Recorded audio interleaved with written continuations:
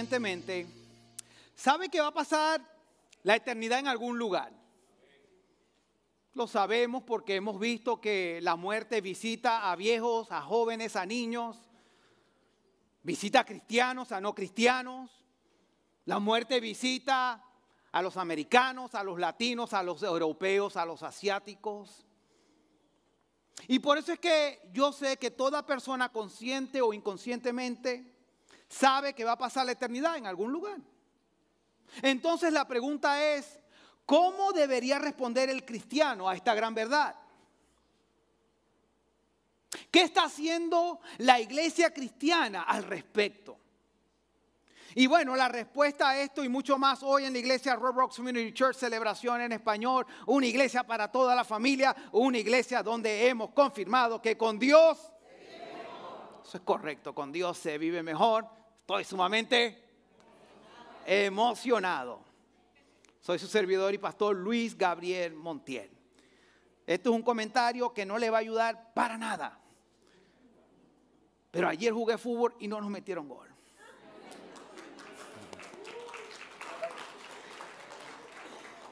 Y el más joven de mi equipo tenía 44 años. Y el más viejo del otro equipo tenía como 24. Bueno, estoy emocionado. Y hoy continuamos con nuestra serie Somos River Oaks, donde estamos resaltando, donde estamos repasando nuestros 4 valores fundamentales, como lo es el evangelismo, la conectividad, la generosidad y la excelencia, para asegurarnos que todos estos 4 valores estén entretejidos en todo lo que hacemos hoy y siempre como iglesia y como cristianos. Y la semana pasada, Pastor Aaron Nesbitt habló de la excelencia. Y la semana pasada aprendimos que la excelencia no es perfección, pero sí es dar lo mejor porque se lo damos a Dios. Aprendimos que la verdadera excelencia está motivada por el amor. Aprendimos que la verdadera excelencia está centrada en Dios y no en uno mismo.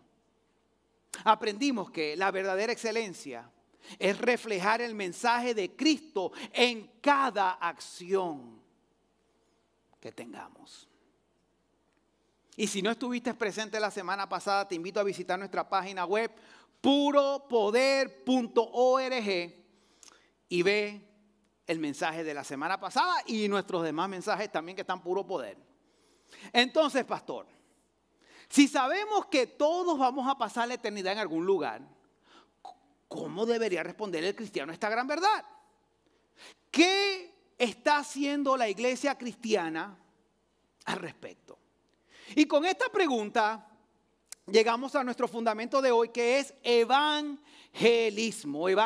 Somos una iglesia que procura la excelencia, tema de la semana pasada, y también somos una iglesia que evangelizamos. Entonces, pastor, ¿qué es evangelizar?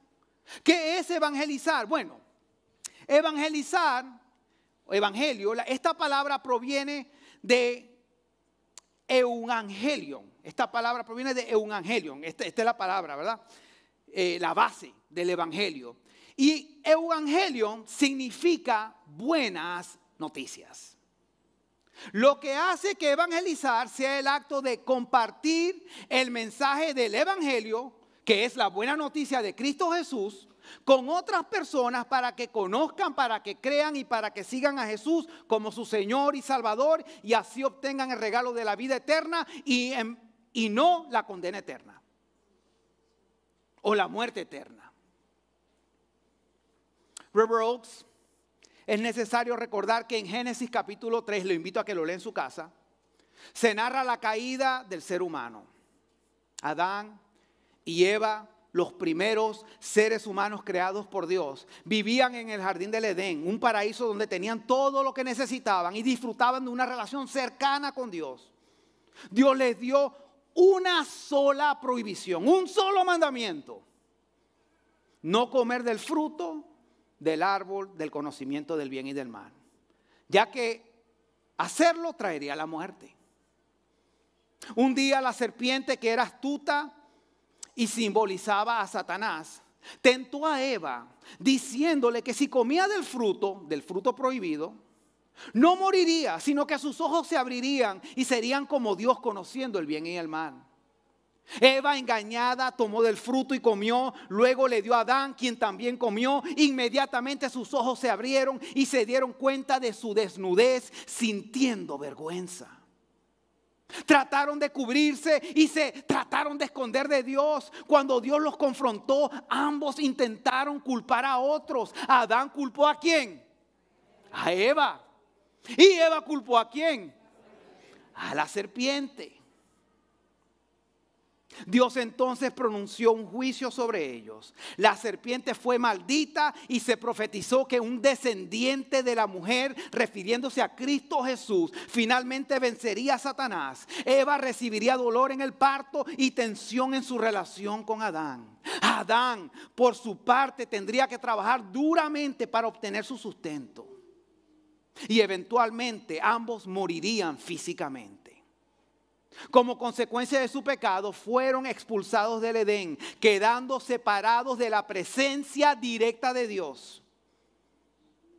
La caída en Génesis capítulo 3 introdujo el pecado en el mundo, rompiendo la relación entre Dios y la humanidad. Como resultado de la caída del hombre, cada parte de todo ser humano, su mente, su voluntad, sus emociones, su carne, han sido contaminadas por el pecado. Me imagino que ya se dio cuenta. Por la naturaleza pecadora, el ser humano no busca ni puede buscar a Dios. Él no tiene el deseo de venir a Dios y de hecho su mente mantiene una hostilidad hacia Dios. El hecho de que usted está buscando a Dios hoy en día es una respuesta que Dios le dio a la oración de alguien que lo amaba a usted. Porque el hecho de que usted y yo estemos aquí es que Dios ha depositado esa necesidad en nosotros.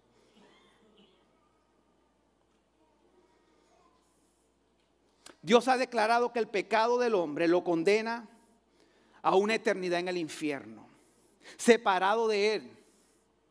Es en el infierno donde el hombre, el ser humano, paga el castigo por pecar contra un Dios santo y justo. Y estos son muy malas noticias. Sin embargo, Dios en su amor y en su infinita misericordia no quiso que la humanidad estuviera eternamente separada de Él. Por eso envió a su Hijo Jesucristo para vivir una vida perfecta y luego entregarse como sacrificio para pagar el precio de los pecados de toda persona que pone su fe en Él. Jesús, siendo perfecto y sin pecado, fue el único que podía satisfacer la justicia de Dios y ofrecer el perdón de los pecados. Iglesia, al aceptar a Jesucristo como Señor y Salvador, una persona reconoce su pecado, se arrepiente y confía en que Jesús es el único camino para la reconciliación con Dios. Solo a través de la fe en Cristo se recibe el perdón y se restaura la relación con Dios Creador, con Dios eterno. En lugar de enfrentar la muerte eterna en el infierno, quienes aceptan a Jesús reciben la promesa de la vida eterna en el cielo, donde vivirán en la presencia de Dios para siempre. Y estos son muy buenas noticias. Evangelio. Y la pregunta es, ¿has invitado a Jesús a ser el Señor y Salvador de tu vida? ¿Has invitado a Jesús a ser el Señor y el Salvador de tu vida? Jesús una vez le dijo a un gran líder religioso en Juan capítulo 3, versículos 16 al 18 lo siguiente: pues Dios amó tanto al mundo que dio a su único Hijo, para que todo el que crea en Él no se pierda, sino que tenga vida eterna. Dios no envió a su Hijo al mundo para condenar al mundo, sino para salvarlo por medio de Él.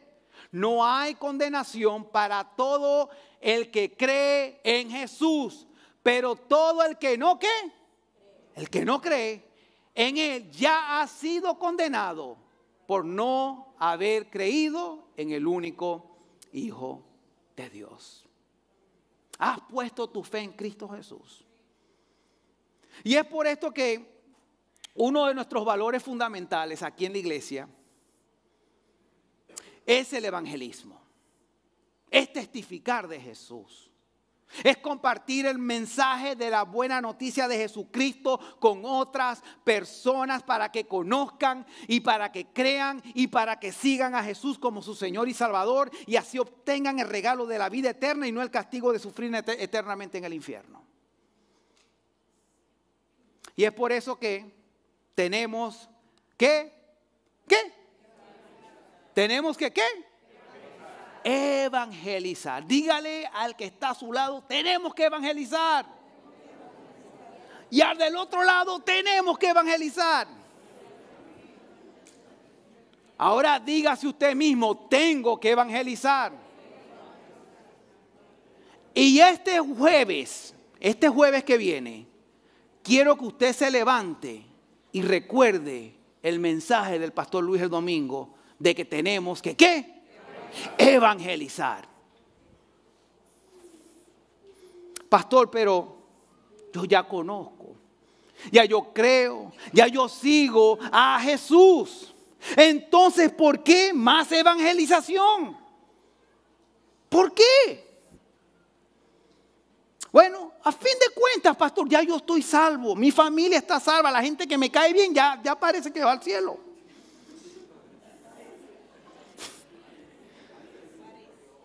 Tenemos que evangelizar porque Jesús lo ordena. Tenemos que evangelizar porque Jesús lo ordena. Y después de ser crucificado, después de haber resucitado y pasar 40 días compartiendo con sus seguidores, Jesús ya listo para ser levantado al cielo. Algo que le invito a leer en Marcos capítulo 16. Léalo esta semana. Le ordena a sus seguidores lo siguiente. Vamos a Marcos capítulo 16, versículos 15 al 16. Vayan por todo el mundo y prediquen, ¿qué? La buena noticia a los que nos caen bien. A todos, a los que nos caen bien y a los que nos caen Superman. El que crea y sea bautizado será salvo. Pero el que se niega a creer, ¿será qué? Condenado. Y parte de este último encuentro con Jesús antes de ascender al cielo también está registrado en Hechos capítulo 1, versículos 6 al 9, que dice: así que mientras los apóstoles estaban con Jesús, le preguntaron con insistencia: Señor, ¿ha llegado ya el tiempo de que liberes a Israel y restaures nuestro reino? Porque estaban bajo, acuérdense que los dictadores ahí eran los romanos. Él les contestó: solo el Padre tiene la autoridad para fijar esas fechas y tiempos. Y a ustedes no les corresponde saberlo. En otras palabras, Jesús no vino a establecer un reino político ni militar, sino un reino eterno, espiritual y personal. Que no se nos olvide, ¿no? Sigue diciendo la palabra de Dios. Pero recibirán poder cuando el Espíritu Santo descienda sobre ustedes. ¿Y serán qué? Mis testigos. Y le hablarán a la gente acerca de mí en todas partes, en Jerusalén, por toda Judea, en Samaria y hasta los lugares más lejanos de la tierra. Después de decir esto, Jesús fue levantado en una nube mientras ellos observaban hasta que ya no pudieron verlo. Hermano, lea el resto en su casa. Puro poder. Bueno, después de lo que acabamos de leer, unos días después, el Espíritu Santo descendió, la iglesia cristiana nació y el plan de públicamente anunciar el mensaje de Jesús se activó. Entonces, unas décadas después, con los seguidores de Jesús plantando iglesias por todas partes porque estaban siendo perseguidos y estaban siendo esparcidos, pero mientras se esparcían, continuaban predicando las buenas nuevas de salvación y plantando iglesias. El mensaje de Jesús se esparce. Entonces, 2 milenios después, en el año 2024, en la iglesia River Oaks Community Church, es nuestro turno ir a nuestro prójimo con el mensaje del Evangelio. Iglesia, el plan no ha cambiado. No ha cambiado, la metodología ha cambiado, la tecnología ha cambiado, la terminología ha cambiado, muchas cosas han cambiado, pero el plan de evangelizar siempre y en donde sea sigue siendo el mismo. Así que tenemos que ¿qué? Evangelizar. Entonces, pastor, ¿dónde comenzamos? ¿Dónde comenzamos a evangelizar? Nuevamente, vamos a Hechos capítulo 1, versículo 8 que dice: pero recibirán poder cuando el Espíritu Santo descienda sobre ustedes y serán mis testigos y le hablarán a la gente acerca de mí en todas partes. En Jerusalén. ¿Dónde estaban ellos? En Jerusalén. Por toda Judea, en Samaria y hasta los lugares más lejanos de la tierra. Iglesia, el evangelismo comienza en casa. Nuestro Jerusalén es Elkhart, es Goshen, es Middlebury, es Osceola, es South Bend, es San Joseph.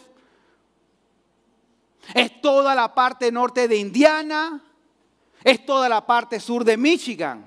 Tenemos que evangelizar en casa. River Oaks, el evangelismo comienza en nuestro vecindario, con nuestros familiares, conocidos, compañeros de estudio, compañeros de trabajo, compañeros de liga de fútbol, de béisbol, de softball y de lo que usted juegue. El evangelismo comienza con las personas que usted conoce. Tenemos que evangelizar en casa. River Oaks, por muy buena o frustrante nuestra situación matrimonial, familiar, financiera, migratoria, laboral, escolar o personal sea, Dios espera que confiemos en Él y enseñemos a otros a confiar en Él. Tenemos que evangelizar en casa. Iglesia, tenemos que evangelizar en nuestra iglesia local. Cuando usted sirve, cuando usted ofrenda, usted evangeliza. Cuando usted invita, usted evangeliza. Y gracias a todos los que sirven, a todos los que ofrendan y a todos los que invitan. Créame que estas reuniones, estas celebraciones son puro poder gracias a usted. Porque tenemos que evangelizar. Pastor, entonces, ¿cómo evangelizamos? ¿Cómo evangelizamos? Bueno, tenemos que evangelizar con relación. Si a usted algún día se le ocurre la espectacular idea de ir a la calle principal de nuestra ciudad con un letrero de que diga: si no se arrepiente van al infierno, por favor hágalo si Dios lo puso en su corazón, pero no diga que es de esta iglesia. ¿Okay? No diga que asiste a River Oaks. Estaremos orando por usted. Tenemos que evangelizar con relación. El camino para conocer a Jesús casi siempre se inicia con la amistad de un cristiano, que eventualmente se convierte en una invitación a visitar una iglesia o un evento cristiano, porque la verdad es que la mayoría de las veces cuando una persona es atraída a Jesús, primero es atraída a sus seguidores. ¿Quieres traer a alguien a Jesús? Primero tiene que estar atraído a ti. Y la pregunta es, iglesia, ¿es tu vida, tu actitud, tu forma de reaccionar, tu forma de hablar buena publicidad para el evangelio? Repito, es tu vida, tu actitud, tus palabras buena publicidad para el evangelio. ¿Usted sabe quién fue nuestro mejor ejemplo para evangelizar con relación? Fue Dios mismo, Jesús. Vamos a Mateo capítulo 9, versículo 9 al 13, que dice: mientras caminaba, Jesús vio a un hombre llamado, ¿cómo se llamaba este hombre? Él fue el que escribió el libro. Mateo, sentado en su cabina de cobrador de impuestos. Trabajaba para el IRS. Sígueme y sé mi discípulo, le dijo Jesús. Entonces Mateo se levantó y lo siguió. más tarde, Mateo invitó a Jesús y a sus discípulos a una cena en su casa, junto con muchos cobradores de impuestos y otros pecadores. ¿Cómo eran estos pecadores? De mala fama. Cuando los fariseos vieron esto, preguntaron a los discípulos, ¿por qué su maestro come con semejante escoria? Cuando Jesús los oyó, les dijo, la gente sana no necesita médico, los enfermos sí. Luego añadió, ahora vayan y aprendan el significado de la siguiente escritura. Quiero que tengan compasión, no que ofrezcan sacrificios, pues no he venido a llamar a los que se creen justos, sino a los que saben que son ¿qué? Pecadores. Aquí claramente vemos que Jesús inició una amistad con un cobrador de impuestos llamado Mateo. Jesús lo invita a seguirlo y comparte con él y sus conocidos de mala fama en su casa a pesar del que dirán.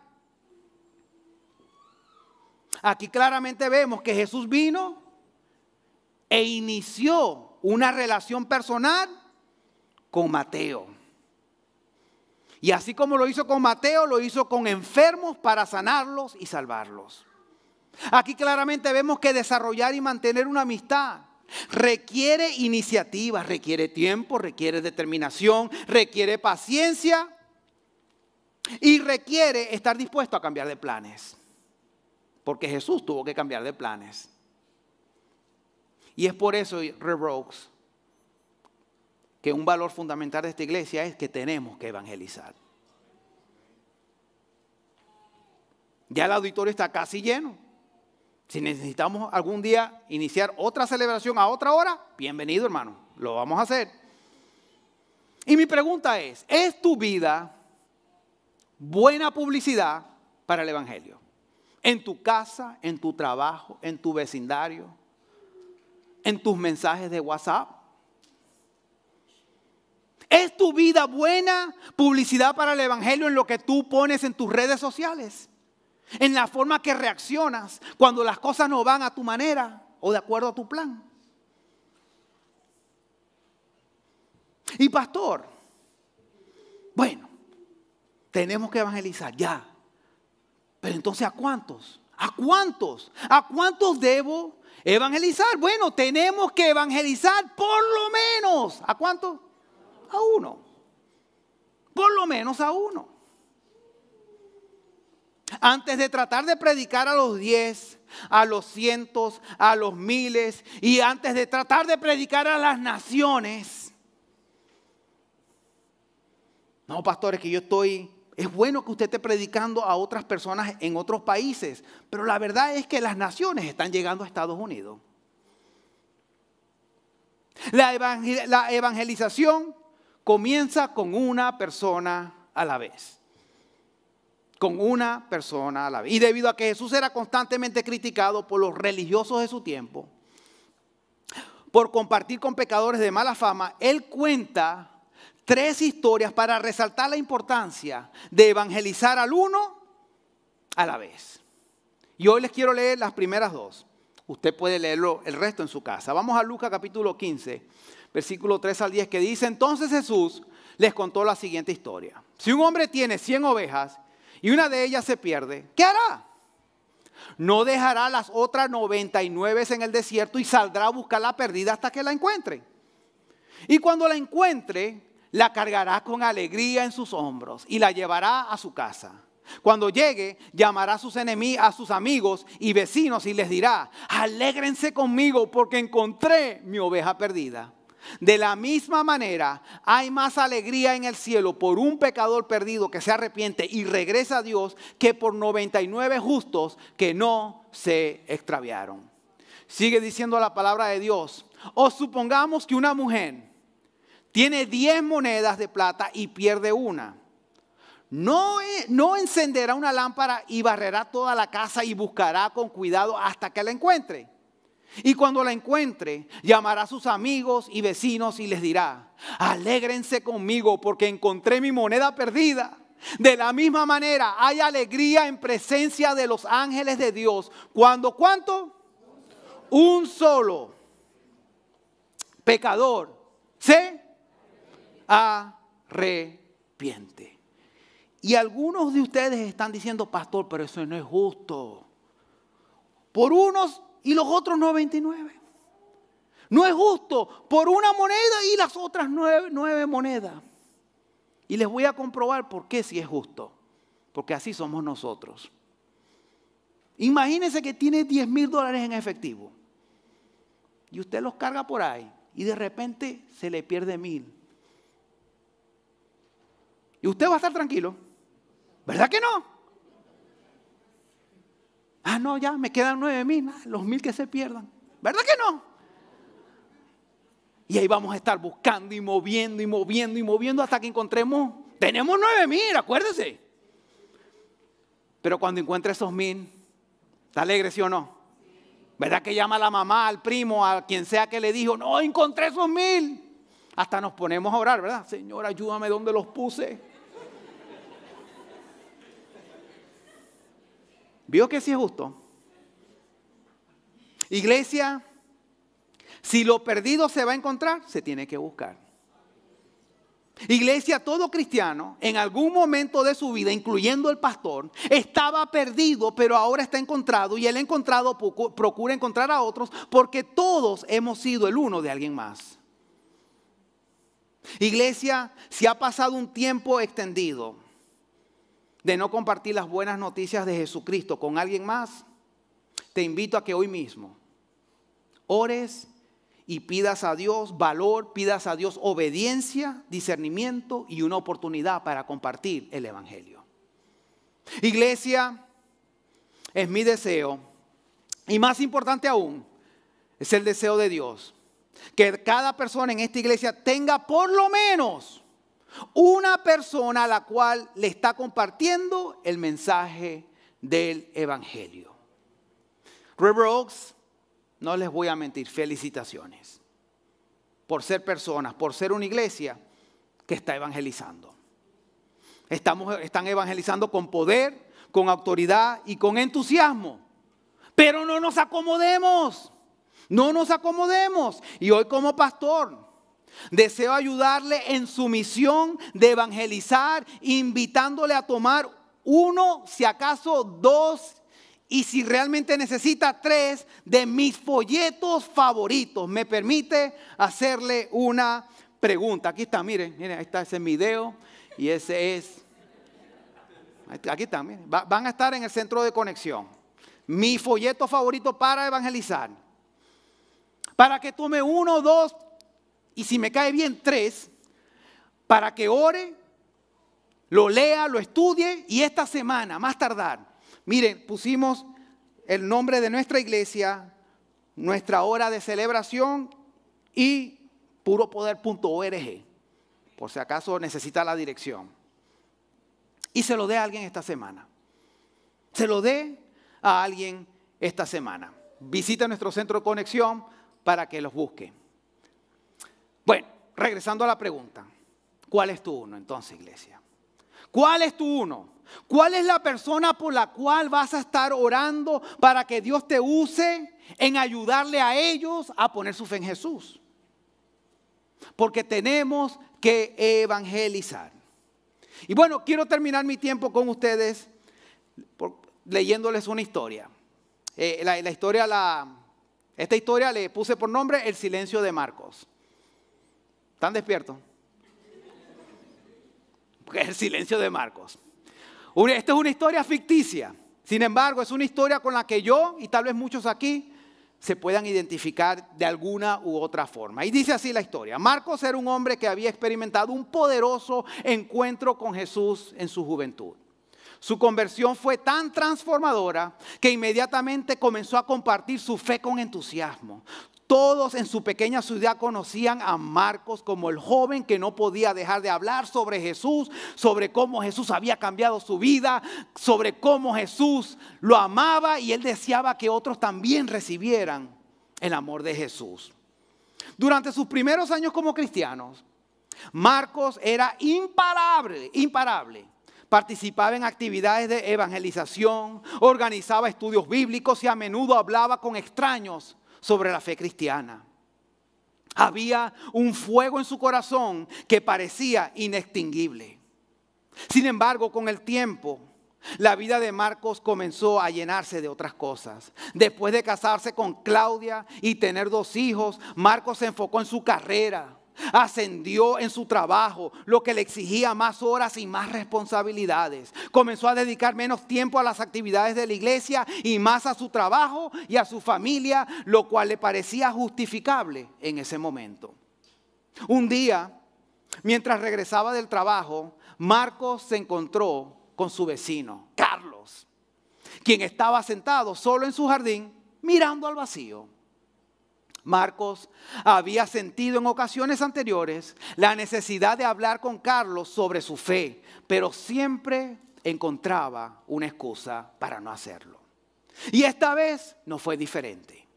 Marcos saludó a Carlos, intercambiaron algunas palabras triviales y luego se retiró a su casa sin mencionar nada sobre su fe cristiana. Pasaron los meses y Marcos se fue acostumbrando a su nueva rutina. Aunque seguía asistiendo a la iglesia los domingos, su vida espiritual se había vuelto más privada. Ya no hablaba con otros acerca de Jesús. Pensaba que su testimonio estaba en cómo vivía su vida, en ser un buen padre, esposo y trabajador. Si alguien quiere saber sobre Jesús, verá mi ejemplo y preguntará, se decía a sí mismo. Un día, durante una reunión familiar, su hermana menor Ana le preguntó, Marcos, ¿cuándo fue la última vez que compartiste tu fe con alguien? Marcos se quedó pensativo. No podía recordar. Se dio cuenta que había pasado años desde la última vez que habló intencionalmente con alguien sobre su fe. Su respuesta fue evasiva. Bueno, trato de vivir mi vida de manera que otros vean a Jesús en mí. Ana, con una sonrisa amable, respondió, eso es importante, pero ¿recuerdas cómo eras cuando recién conociste a Jesús? No podías dejar de hablar de Él. ¿Qué cambió, Marcos? Esa conversación quedó grabada en la mente de Marcos. Al llegar a casa, reflexionó sobre su vida y su caminar con Dios. Se dio cuenta que con el tiempo se había acomodado. No es que hubiera dejado de amar a Jesús, pero su amor ya no era visible para los demás. Había perdido la urgencia de compartir el evangelio y se había conformado con una fe privada, con una fe cómoda. Un día Marcos recibió la noticia de que su vecino, Carlos, había sufrido un accidente y estaba en el hospital en un estado muy grave. Marcos se sintió abrumado por la culpa. Había tenido tantas oportunidades de hablarle a Carlos sobre Jesús, pero siempre había postergado la conversación. Ahora se preguntaba si Carlos conocía a Cristo. Se preguntaba si Carlos estaba enfrentando la muerte sin esperanza. Desesperado, Marcos fue al hospital, pero llegó demasiado tarde. Carlos había fallecido antes de que pudiera verlo. En ese momento, Marcos sintió un dolor profundo en su corazón. No sabía si Carlos había conocido a Jesús antes de morir, pero sabía que él había tenido la oportunidad de compartir el evangelio y no lo había hecho. Esa experiencia fue un despertar para Marcos. Comprendió que el llamado a evangelizar no era solo para los nuevos creyentes, ni algo que se hacía solo en los primeros años de la fe. Era una responsabilidad continua, un mandato de Jesús que no caducaba con el tiempo. No caducaba, no se terminaba con las circunstancias de la vida. Desde ese día, Marcos decidió nunca más quedarse en silencio. Volvió a comprometerse con el llamado a evangelizar, no solo con sus acciones, sino con sus palabras. Sabía que cada día era una nueva oportunidad para compartir el amor de Jesús con aquellos que aún no lo conocían. Así que River Oaks, esta historia ilustra cómo con el tiempo y las distracciones de la vida un cristiano puede acostumbrarse a no evangelizar. Sin embargo, también muestra que nunca es demasiado tarde para volver a encender el fuego del evangelismo y cumplir con el llamado de Jesús de hacer discípulos de todas las naciones. Entonces, pastor, si sabemos que todos vamos a pasar la eternidad en algún lugar, ¿cómo debería responder el cristiano a esta gran verdad?